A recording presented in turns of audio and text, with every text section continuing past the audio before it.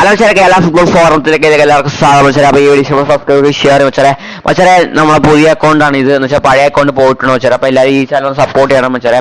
അപ്പം ഞാൻ പറയാൻ വേണ്ടി ഒന്ന് വേറെ ഒന്നും ISL ഈ ഇടയ്ക്ക് ഒരു മീറ്റിംഗ് ഉണ്ടായിരുന്നു. ആ മീറ്റിംഗിൽ എല്ലാം ശരിയായി എന്ന് നമുക്ക് വേണമെങ്കിൽ പറയാൻ പറ്റും. വെച്ചാൽ കേരള ബ്ലാസ്റ്റേഴ്സ് ഉള്ള എല്ലാ ടീമുകൾക്കും ഒരു ഇതായിരുന്നു വെച്ചാൽ ക്ലബുകൾ തന്നെ ഞങ്ങൾ ISL നടത്താമെന്നുള്ള അത് അവസാനം ISL സമ്മതിച്ചിരിക്കുകയാണ്. AFF സമ്മതിച്ചിരിക്കുകയാണെന്ന് നമുക്ക് വിശ്വസിക്കാം വെച്ചാൽ 4 വർഷത്തേക്കാണ് ഈ ക്ലബ്ബ് മോഡൽ നടത്താൻ വേണ്ടി അവർ നോക്കുന്നുണ്ട് വെച്ചാൽ അതിനുശേഷം ഇതെങ്ങനെയാണ് കൊള്ളാമോ കൊള്ളത്തില്ല എന്ന് നോക്കിയതിന് ശേഷമായിരിക്കും പിന്നെ പുതുക്കണോ എന്നുള്ള തീരുമാനം AFF എടുക്കുന്നതെന്നാണ് നമ്മൾ അറിയുന്നത് വെച്ചാൽ.